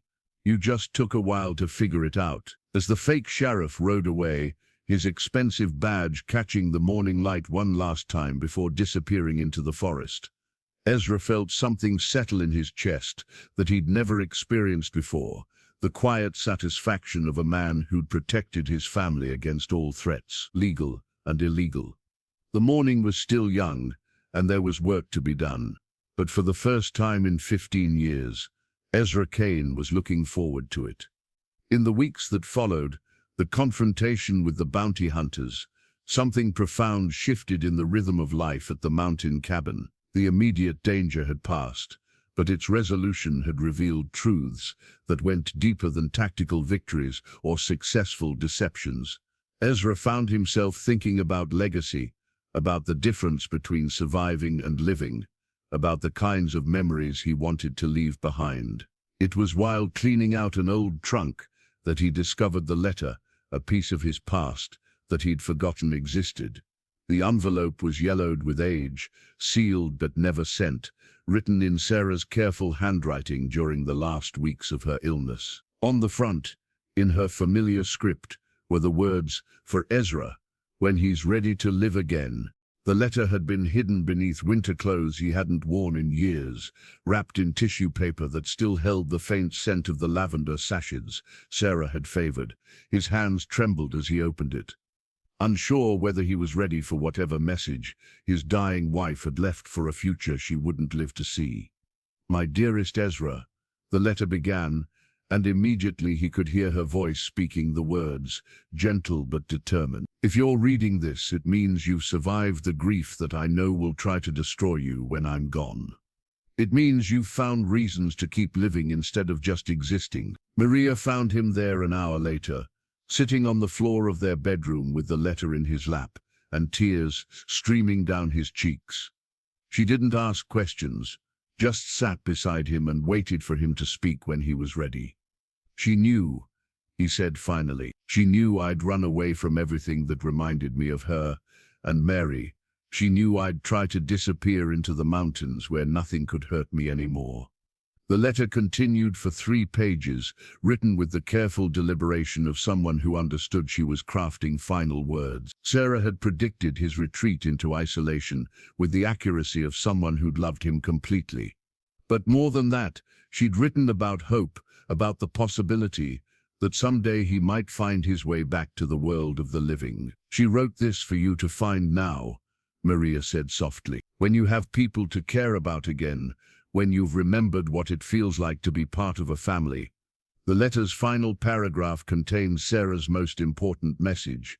"Love doesn't end with death, my darling, but neither does it mean that life ends with love. Mary and I want you to be happy, to find new people to care about, to remember that the best way to honor our memory is to keep your heart open to possibility." Reading those words, Ezra felt something he'd thought was dead forever, not the erasure of grief, but its transformation into something that enhanced rather than diminished his capacity for connection. Sarah and Mary would always be part of him, but they'd never wanted to be the only part of him. That evening, as they sat around the fireplace sharing stories and planning improvements to the cabin, Ezra found himself thinking about the future in ways that went beyond mere survival. Tommy would need proper schooling, even if it had to be unconventional. Rosa deserved the stability of a permanent home where she could recover from the trauma of her early years. And Maria deserved a partner who could match her strength and courage, someone who wouldn't try to control her, but would choose to build a life alongside her. "I've been thinking," he said during a lull in the conversation, "about making some changes around here. The cabin's too small for 4 people, especially with the children growing. We could add a proper bedroom for the girls. Maybe expand the kitchen." Maria looked at him with eyes that held both hope and weariness. "That sounds like the kind of project that takes years to complete." "Maybe it does," Ezra replied. "Maybe that's the point." It was Tommy who asked the question that had been hovering unspoken in all their minds. "Does that mean we're staying here forever?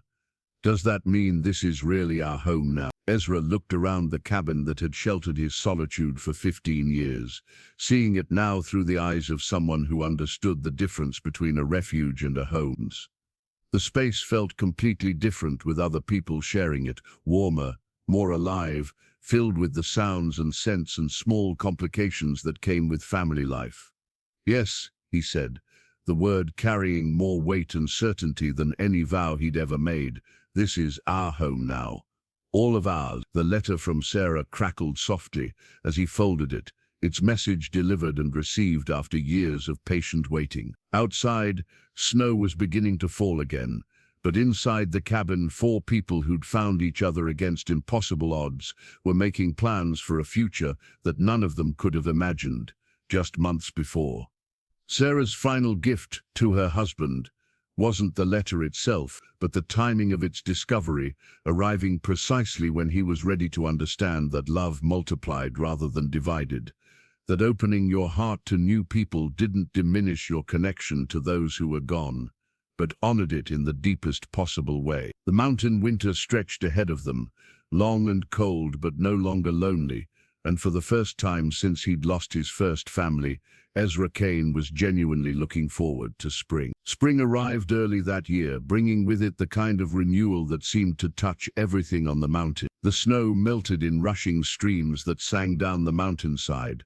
Wildflowers appeared in meadows that had been white and silent just weeks before, and the cabin that had sheltered one lonely hermit became the center of a bustling family life that transformed every corner of their small world. Tommy had appointed himself the official chronicler of their new life, creating drawing after drawing that documented their daily adventures and growing bonds. His latest masterpiece, tacked to the cabin wall with Maria's permission, showed all 4 of them standing in front of their home, hands joined and smiles bright enough to warm even the coldest observer. "That's us," he explained to Rosa, pointing to each figure with the pride of an artist, unveiling his greatest work.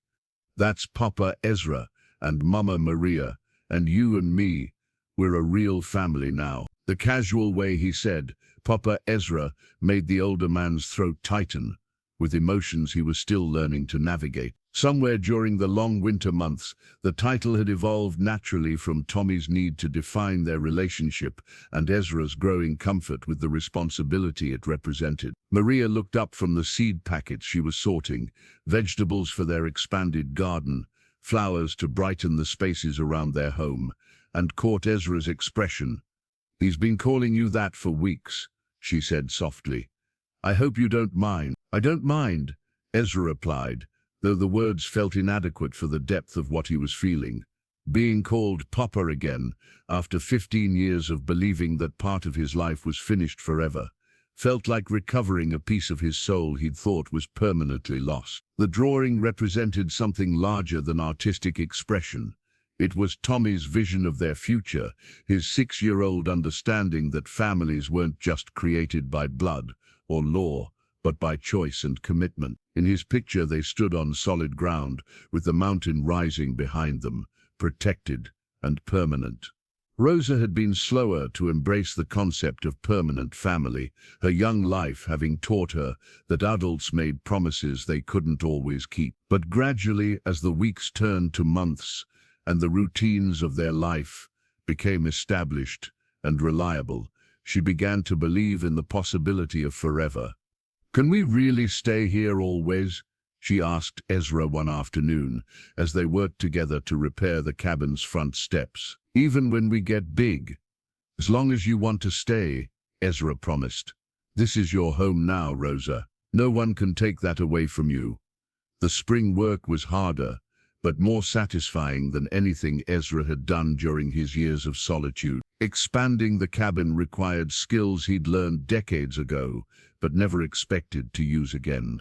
Carpentry, planning, the kind of patient construction that was meant to last generations rather than just seasons. Maria proved to be as competent with tools as she was with wilderness survival, her father's teaching extending far beyond tracking and fire building. Together they framed out the new bedroom for the girls, installed proper windows that would let in light and keep out winter cold, and began planning the larger kitchen that would serve their growing family's needs. "I never thought I'd want to build anything permanent again," Ezra admitted one evening as they sat on their expanded porch, watching the children play in the meadow below.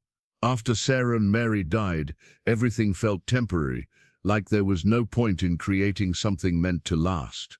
And now, Maria asked, though she already knew the answer, "Now I want to build something that will still be standing when Tommy's children bring their children here to visit." Ezra's voice carried the conviction of a man who'd rediscovered the meaning of legacy. "I want this place to be a testament to the idea that families can be built from love and choice, not just accident and tradition." The transformation wasn't just physical, but emotional and psychological. The cabin that had been a hermitage became a gathering place, a center of activity and growth that attracted life rather than repelling it. Wild creatures that had once fled from human presence began to venture closer, drawn by the sounds of laughter and the sense of domestic life. Maria's garden flourished in ways that surprised even her, as if the mountain itself was blessing their enterprise. Vegetables grew larger and more abundant than the altitude and soil should have supported, and flowers bloomed with colors that seemed almost supernatural in their intensity. "The mountain approves," she said one morning, surveying rows of vegetables that looked like something from a fairy tale. "Or maybe," Ezra suggested, pulling her close as they watched Tommy and Rosa chase butterflies through the flower beds, "maybe this is what happens when you plant seeds in ground that's been waiting 15 years for someone to believe in the future again." As summer deepened and their life together found its rhythm, Ezra found himself thinking about time in ways that were entirely new. The years of solitude had been about survival, about getting through each day and season with minimal pain and maximum isolation. But now, time had purpose and direction, each day building towards something larger than mere existence. Tommy's drawings multiplied, creating a visual record of their family's growth and happiness. Each new picture showed subtle improvements, the cabin growing larger, the garden more elaborate, their faces more relaxed and genuinely joyful. The art was becoming history, the daily documentation of a miracle that none of them had dared to hope for. Looking at those drawings, scattered across the cabin's walls like windows into a future that was already becoming present, Ezra Kane understood something that had eluded him during 15 years of mountain wisdom.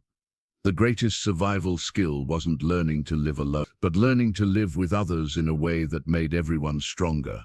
The mountain that had been his refuge was becoming their foundation, and the difference was more profound than any single life should be allowed to contain. Late summer brought an unexpected visitor and an opportunity that would test everything they'd built together.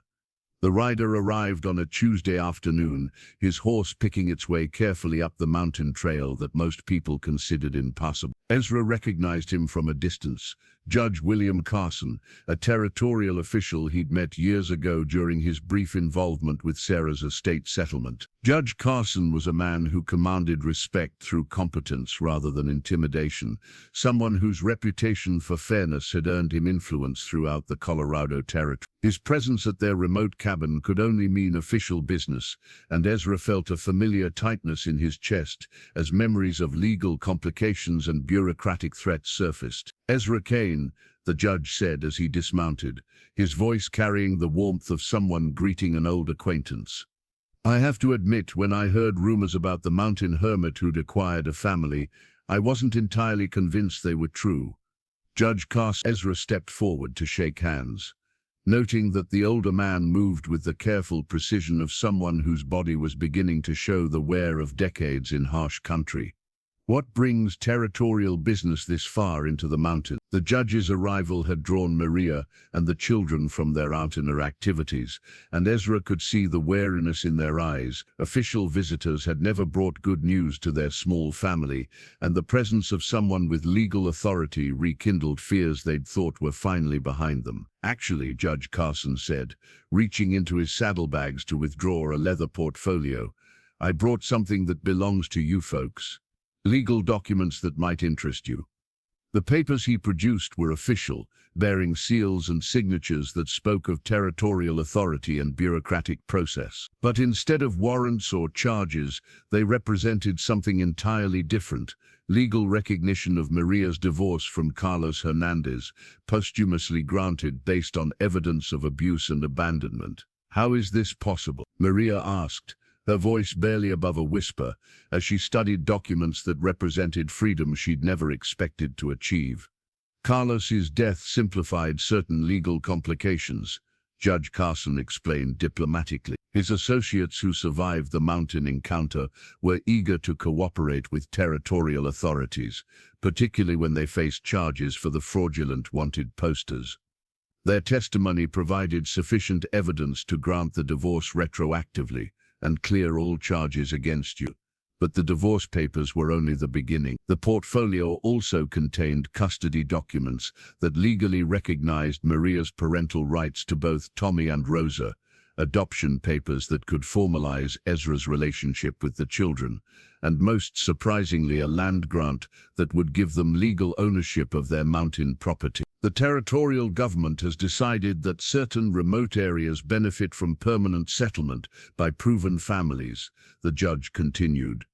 Your success in establishing a stable household in difficult country qualifies you for homestead rights to this land and the surrounding acreage. It was everything they'd dreamed of, but never dared to request: legal recognition of their family structure, protection from future challenges to their custody of the children, and permanent ownership of the mountain that had become their refuge and foundation. But the documents came with a choice that would define their future in ways both practical and philosophical. Accepting the territorial grants would mean rejoining civilization in legal terms, submitting to government oversight and taxation, becoming part of the bureaucratic system they'd escaped through exile. There's no pressure to decide immediately, Judge Carson said, understanding the weight of what he was offering.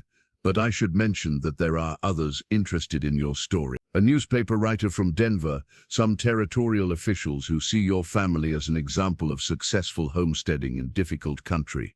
Ezra felt something cold settle in his stomach at the mention of outside attention. Fame, even positive fame, represented the kind of exposure that could destroy the privacy and autonomy they'd worked so hard to achieve. We'd prefer to avoid that kind of attention, Maria said firmly. Our children have been through enough disruption. They deserve to grow up in peace. I understand completely, the judge replied. That's actually why I rode up here personally, instead of sending the documents through normal channels. Some stories are too important to leave to bureaucratic process. As evening approached and Judge Carson prepared to make camp before beginning his return journey, Ezra found himself walking the perimeter of their property, thinking about the choice they faced. Legal recognition would provide security and protection, but it would also mean surrendering some of the independence that had made their mountain life possible. What are you thinking? Maria asked, joining him as he stood looking out over the valley they'd come to consider their own. I'm thinking about the difference between being hidden and being free, Ezra replied. We've been hiding up here building something beautiful but always worried about someone taking it away. These papers could change that, or they could bring the kind of attention that destroys what we've built. It was Tommy who provided the perspective they needed, approaching them with the directness that had become his trademark. Are you worried about the papers? He asked, having overheard enough adult conversation to understand that important decisions were being discussed. A little, Maria admitted. They could make us safer, but they could also make us more visible to people who might not understand what we've built here. Tommy considered this with the seriousness he brought to all family matters. But we're not hiding anymore, are we? We're not running from bad people or pretending to be something we're not. We're just a family living where we want to live. The boys' logic was unassailable and profound. They weren't fugitives or outcasts anymore, but simply people who'd chosen to build their lives in an unconventional place. Legal recognition wouldn't change who they were.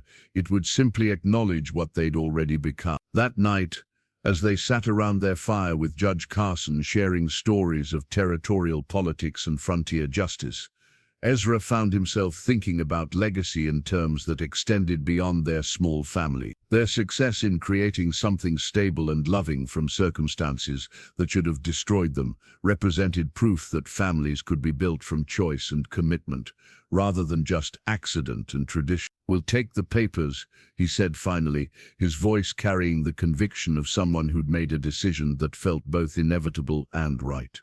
"All of them. Our children deserve the security of legal recognition, and our mountain deserves the protection of official ownership." The documents were signed by lamplight, with Judge Carson serving as witness to decisions that would transform them from refugees into citizens, from survivors into founders of something that might last generations. Outside, the mountain wind sang through the pine trees with a voice that sounded like celebration, blessing choices that had been 15 years in the making and were finally ready to be acknowledged by the wider world. 1 year later, Ezra Kane stood on the expanded porch of their mountain home, watching his family prepare for what had become their annual tradition, the first day of autumn when they would read aloud from the journal he'd begun keeping to document their life together. The leather-bound book had replaced his old survival journal, its pages filled with stories of growth and joy, rather than mere endurance and isolation. The transformation was complete, in ways both visible and profound. The cabin had grown into a proper homestead, with multiple rooms, a large kitchen where Maria taught the children to cook, and a workshop where Ezra was crafting furniture meant to last generations. Gardens flourished in terraced plots that took advantage of every hour of mountain sunlight, and their small herd of goats provided milk and cheese that had become legendary among the few neighbors brave enough to visit their remote location. "Papa Ezra, are you ready?" Tommy called from the main room where he'd arranged chairs in a circle around the fireplace. At 7 years old, he'd grown taller and more confident, but he'd retained the directness and wisdom that had impressed adults even when he was smaller. "Ready as I'll ever be," Ezra replied, though the truth was more complex. Reading from the journal had become both celebration and memorial, a way of honoring how far they'd traveled from that desperate morning when a mysterious note had changed everything. Rosa, now 6 and fully integrated into their family dynamic, sat cross-legged on a cushion she'd embroidered herself under Maria's patient guidance. "Will you read the part about the storm again?" she asked. "I like the part where we all survived together." Maria looked up from her mending, her face carrying the contentment of someone who'd found exactly the life she'd been seeking without ever quite knowing what that life might look like. "Which storm, Mija? We've survived quite a few together." The question brought laughter from everyone, because it was true.